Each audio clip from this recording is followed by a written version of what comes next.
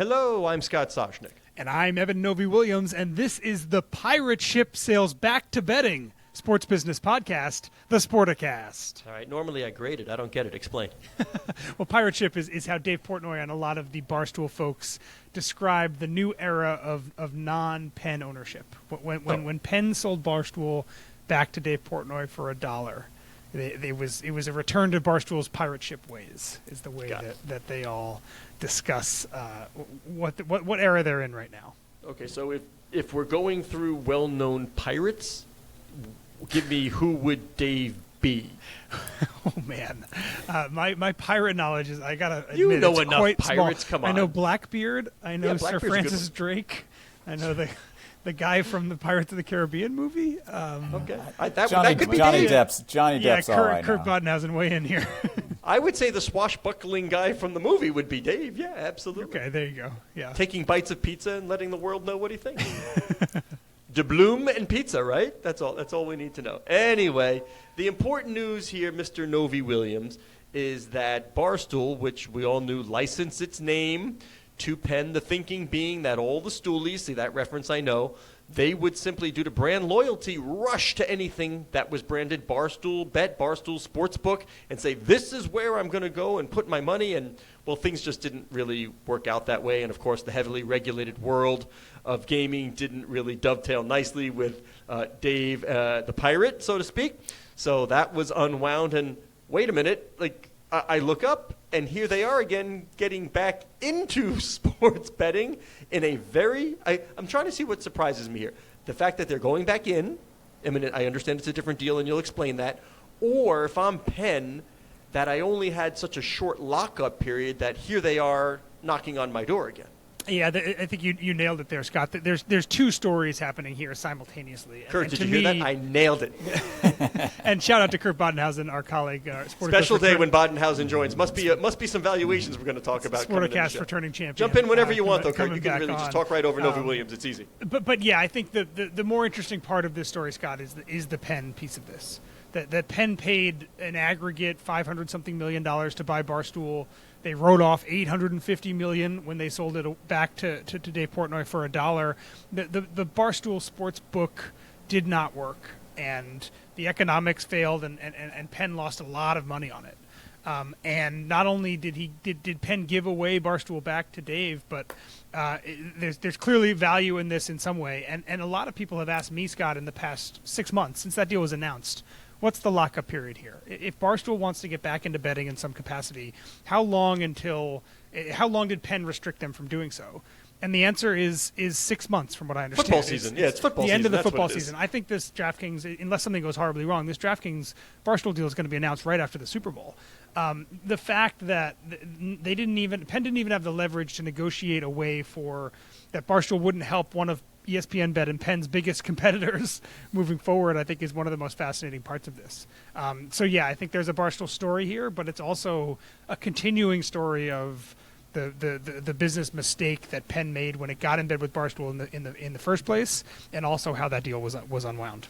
Well, clearly Wall Street, at least some investors, liked it because in the minutes right after our story hit, you saw a bump in DraftKings stock. So. Yeah. People at least liked the idea. I think have we come back to earth yet? I haven't looked since we started recording, but it looked as if folks were liking the fact that brand anyway was going to be involved in sports betting. Yeah, it's such an interesting question because the Barstool Sportsbook didn't work economically, and obviously DraftKings believes there is value in having Barstool as a partner. And to be clear, this deal that they're talking about doesn't create a new Barstool Sportsbook. It's always going to be DraftKings. It's just a marketing deal. Dave Portnoy and everyone at Barstool will talk about DraftKings odds. They'll mention DraftKings. They can share in the economics of people that they refer to DraftKings. But Barstool has a largely young male, avid betting consumer. That is true. The question is, does that convert? Is there a way to convert that into a sticky, loyal betting customer?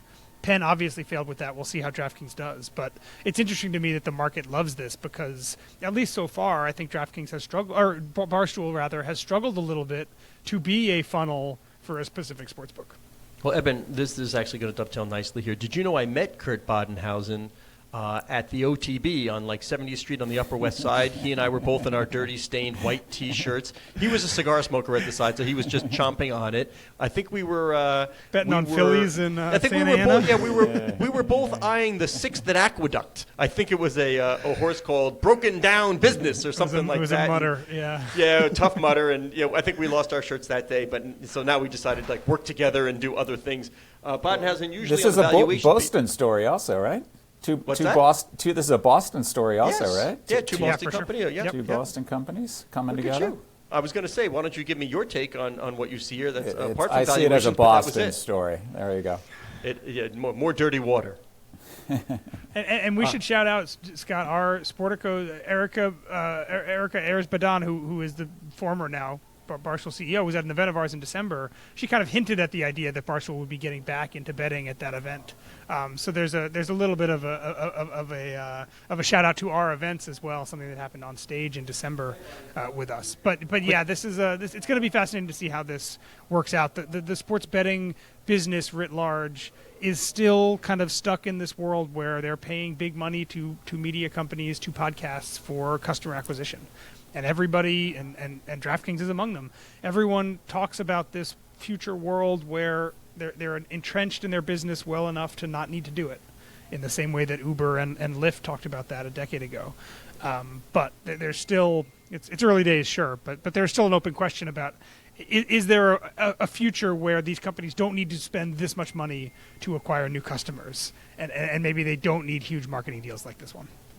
I always say how do and why do. We've talked about UX. We've talked about brand affinity. We've talked about, for me, if I was going to go place a bet, I want the best line. That's like the only thing that matters to me is who's giving me a half a point. Like I just don't understand why I would pick one over the other, like DraftKings versus FanDuel versus whatever PointsBet, which may be more towards your sophisticated gambler.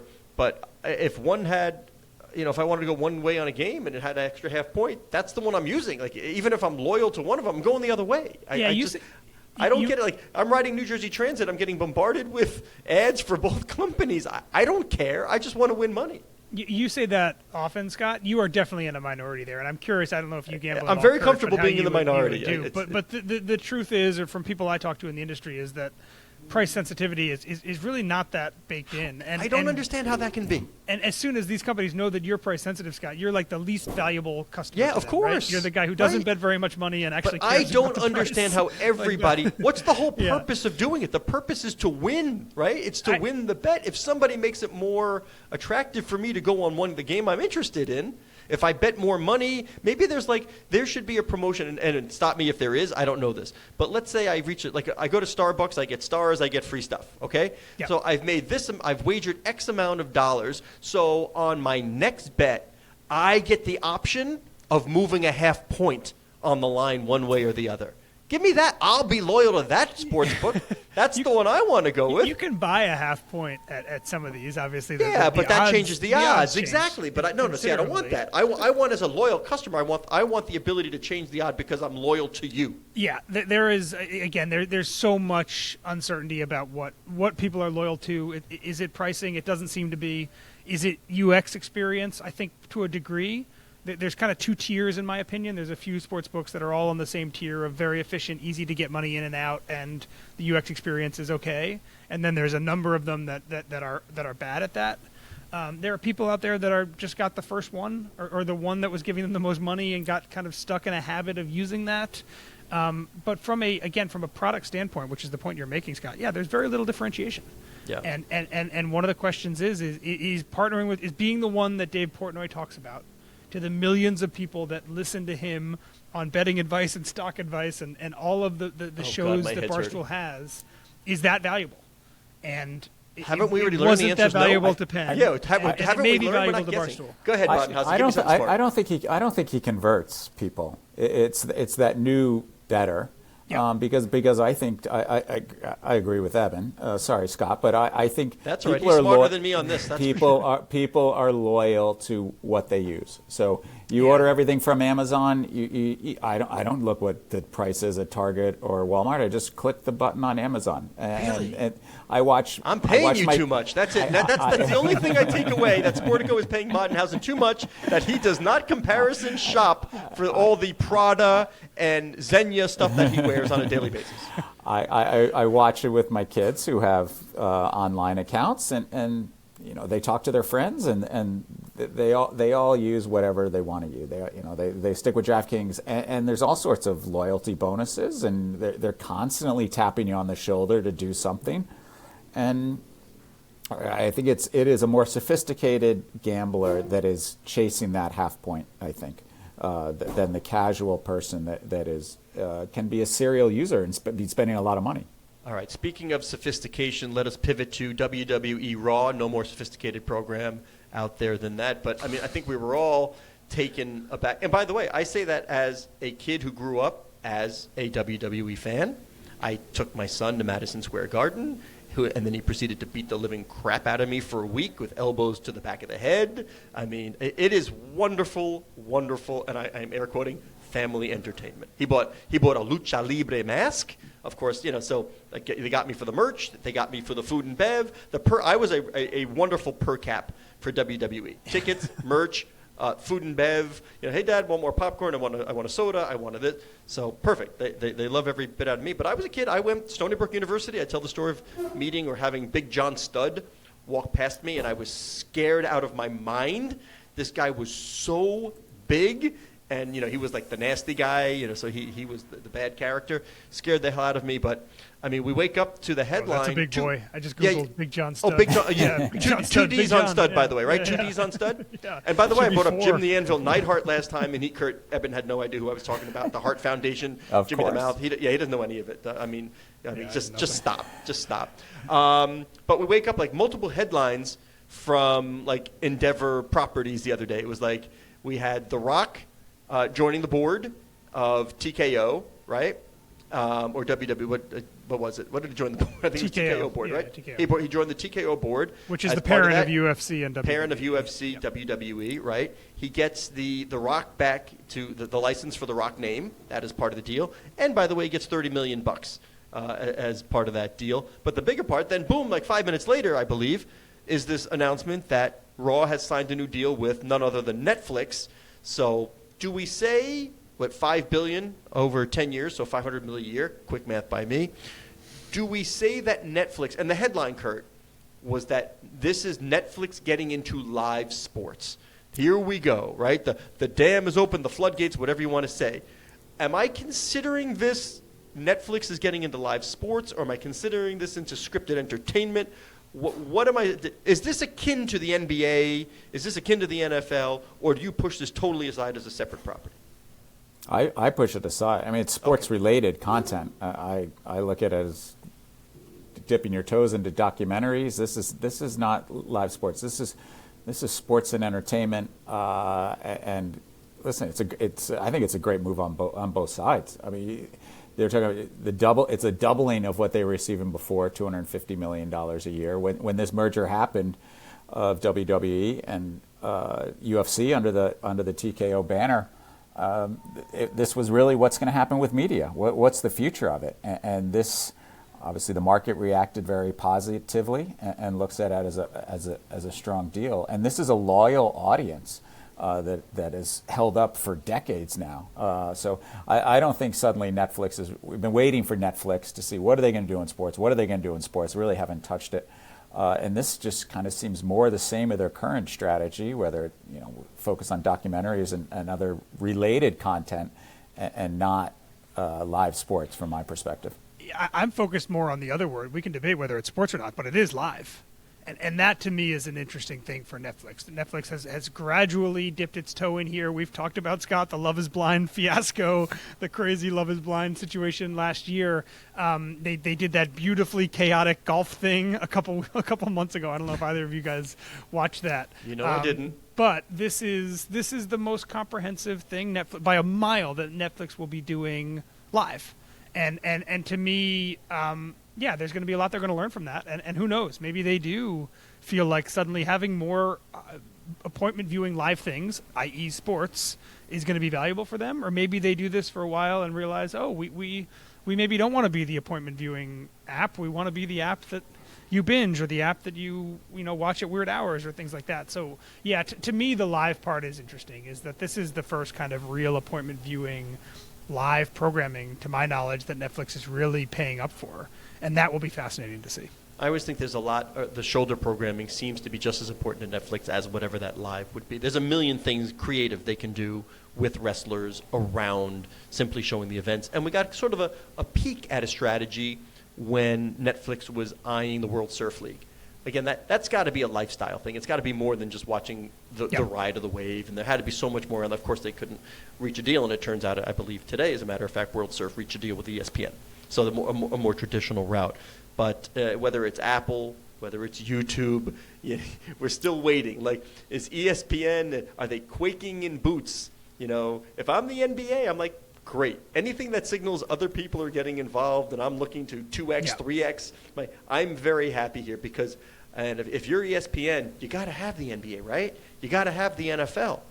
But the war chest for these other companies is just so much bigger. If they want it, they can get it. That is not a comfortable place for ESPN to be. Yeah, there is a caveat there that the three of us have talked about before, which is I would bet that when these raw rights are up, even if Netflix wants to keep it, I'm not convinced there's going to be a huge increase in value. Like, I think that the way that these companies are thinking about these rights, and because they have so much more money in other businesses, Scott, I do wonder if the leverage that they will use, not now, but they will use further down the line when they're more entrenched in this industry, is quite a bit different. So, all right. Well, how could we? They have money, but I would be worried about their ever going willingness to spend it. All right. Well, how can we possibly segue from such a discussion of these sort of alternate broadcasters, streaming, to MLS and Kurt's valuations? Is there a logical move there, Kurt? Is there some way we could tie together those two subjects? Because if there is, is there any way we can make a fruitful discussion here? I'll be typing it on my Macintosh. Keep it. If there's a way to do that, would you please do it for me? Oh, very, very smooth transition. Yes, 100% MLS valuations. We entered 2023. Everybody was looking to Apple, looking to Leagues Cup. These two big initiatives, Leagues banking on all these new fans coming in and opportunity ahead. And then they got a gift in their laps. Most famous person on the planet decided to come play in their league. This is where, hold on, Kurt. This is where we take 10, 20 seconds to debate. Leo Messi, most famous person on the planet? Really? Are we doing that? On the Mount Rushmore, right? I don't know. The Pope. Is Messi? Cristiano Ronaldo. I would say Ronaldo's more famous than Messi right there. He's not. I'm going to say he's not even the most famous soccer player. The World Cup may have changed that. May I have. think. Yeah. Yeah. I think they're let's go to the trending in Bible of opposite popularity. directions. Let's go to the Bible of popularity. Who's going to look up the Instagram followers? That's all I need to know. Well, it's that is definitely Ronaldo. Ah, Ronaldo's exactly. #1 on Instagram followers. There we go. I knew you'd know. Who rounds out our Messi is Mount number Rushmore 2. here? The Pope, Cristiano Ronaldo, Messi, and who else are we putting on the most famous people in the world? Most famous? Oh boy, man, this is tough. Most famous people, like I always say, like in the sports realm, I go The Rock, Hollywood. Yeah, Taylor The Rock. Swift. Could Taylor be a Swift. bunch of people. I don't know enough about Taylor Swift's popularity in Donald Trump? non-English-speaking countries. It's certainly possible. Yeah. All right. Anyway, we're back. Kurt, pick up where you left off. We are very good at tangents here, but 40, if anybody wants to, 40 years ago, we would have said Arnold Schwarzenegger.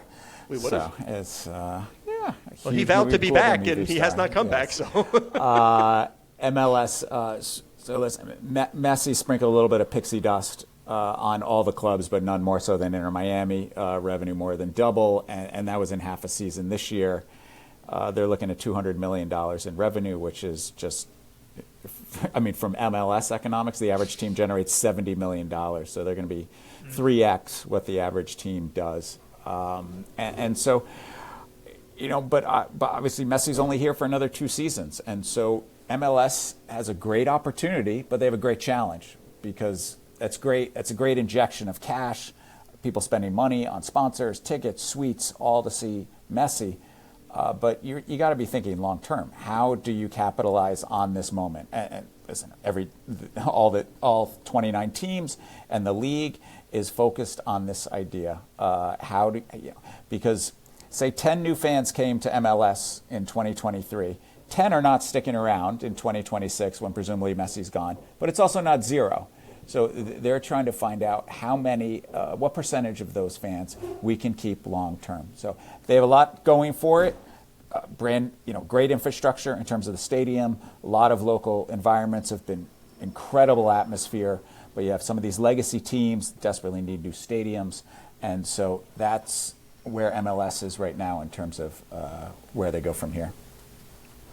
What else? Give me your other headlines. Or give me your average franchise value. Give me your headlines. I want to talk some numbers real quick for folks who haven't seen the list. LAFC number 1, $1.15 billion. Atlanta United, Inter Miami, and LA Galaxy all above $1 billion. But again, hey, Eben, let's tell people about Atlanta United. I still don't think that story gets told enough. Okay. Who was it? Who was it that told us that the experience? Was it Arthur Blank himself who told us? Arthur Blank himself. It was Arthur himself, the owner of both teams, when he said, frankly, the game day experience for Atlanta United is better than the Falcons. Yeah, they have built an unbelievable following in there. It's interesting. LAFC, clear number 1. And then you have 3 teams that are really close together, 2, 3, 4.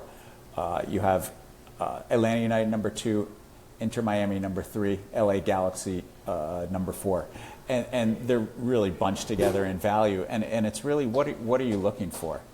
They offer 3 very different opportunities for anybody that was looking to buy one of those clubs. Inter Miami is the kind of shiny new toy. LA Galaxy has the legacy and is a soccer-specific stadium. And then Atlanta United plays in an NFL stadium, but incredible following, huge fan base. But MLS is really, MLS works differently in the other leagues as a single entity, but they are really pushing the teams to think about revenue more so. And they are incentivizing them. And a big change last year was cutting the percentage of ticket revenue that the league keeps from 33% to 10%. So that helps clubs like LAFC, Atlanta United that generate tons of ticket revenue. And of course, it helped everybody that hosted Lionel Messi last year just in time. Yeah, be honest, Kurt, because Eben and I both ran up against this for probably, the last 5 years, Eben, where there was a lot of skepticism among the people who do these deals, the people who help arrange the buying and selling of NFL or NBA teams. A lot were on the sidelines. Clients would come to them and say, hey, this soccer thing, I've been hearing about it for a while. Is this a place I should be looking? Is this an opportunity? Is it overvalued? Is it overhyped? And I think the answer from a lot of banker perspective for a lot of years was, yes, I think you should stay on the sidelines. I'm not a believer. And those people were not well served. Yeah, it's a great point, and we've seen it in the past where, again, this is not the best soccer league in the world. That is very different than the NBA, the NFL, Major League Baseball. The global soccer ecosystem is much different. You have a lot of leagues competing for the same fans, the same corporate dollars, the same eyeballs. MLS has created good local environments. But it doesn't run across the whole league. There's traditionally been no TV money until now, and even some skeptics out there when the Apple deal was done, that there wasn't much TV money there when you're talking about $8 million on average for an annual rights fee per team. And so, again, I think the jury's still out. Revenue multiples have compressed as the league has grown up a little bit. Revenues are up a lot, so no longer is it the most valuable or richest sports league in the world when it comes to revenue multiples. The NBA, with their soaring values, has passed it. So it needs to continue to grow. There's a lot of work for MLS to do, but there's a lot of opportunity ahead leading into 2026 World Cup. I see Eben smiling. I just want to see if the words revenue or creative are going through his head for, that's a follow of our last podcast. I just see if he was going there. Never again. I actually want to stick on the revenue multiples for a second, Kurt, because I agree with you, Scott, that there's no doubt that the way the market thinks about MLS has changed dramatically in the last 5 years. I have been curious if that was because of MLS, changes in MLS business, or if that was because of change in everything else, in that they changed the way they thought about valuations in every other league. Because it seems to me, because of the revenue multiples you're talking about, that in some ways the way people were valuating other teams has moved towards the way we were evaluating MLS teams, right? The average NBA team sells now for a higher multiple than MLS. That, to me, indicates that maybe people were wrong about the other teams, other leagues. Somebody's and not wrong paying about MLS. attention to our Lev Akabas graphics. Somebody's paying attention to the data viz. I think there is some of that going on. I think that there was a case, as popular and as attractive as the franchises were, that NFL teams and NBA teams have been grossly undervalued. Yeah. If you look at the run-up in valuations, and MLS Fed, they've kind of been caught up in this tailwind with, you can't buy an NBA team, you can't buy an NFL team because it costs you $4 billion, $5 billion, $6 billion to get one of those. But you really want to be a sports owner. MLS is a nice option where you could buy control of a team for a couple $100 million. And if you don't have a couple $100 million, well, then you start looking at NWSL and WNBA. So, it filters all the way down. The appetite to be a sports team owners is insatiable right now, and that helps raise the bar for all these teams. I do want to mention real quick before we wrap that there are 10 NHL teams worth less than those big 4 MLS teams that Kurt mentioned. So there's 4 MLS teams worth more than $1 billion. There are 10 NHL teams that's Kurt and Sportico currently value below $1 billion. So just to give people a sense of how MLS and its gradual upward creep is starting to kind of mesh its way in with the NHL. There is a lot of overlap if you look at all of the North American teams by valuation. There's a decent chunk of overlap at the top of MLS and the bottom of NHL. Well, we also have look at tailwinds, headwinds. We are coming up to a few pretty big soccer events coming into North America. And in fact, like the women's broadcast deal is sort of, looking to take advantage of that very World Cup. For sure. I only see it growing right now, Kurt. Do you see tailwind versus headwinds? Like, what do you see? The headwind really is what happens next. There's only one Messi, but there's a lot of conversation is how do we bring in more players? And how do you compete with the bankrolls of the EPL, the Saudi League, La Liga, across the board? And so there's certainly a contingent of owners that want to go full steam ahead and spend, and they need to raise the level of play on the field. But listen, the reality is that they're all after debt service, they're basically all losing money as it is right now. And so there's a lot of different things being talked about right now. There's talk of maybe a player acquisition fund that could be supported by a third party. Maybe some institutional money comes in and writes a check to help spur this process on. The MLS has done it before, where they sold a stake in Sun back in 2012 before buying it back. So right now they're figuring out what the future looks like in terms of the rules, because they want MLS to be a top 5 league, not just franchise valuations. We did global franchise values last year. 18 of the top 50 were MLS.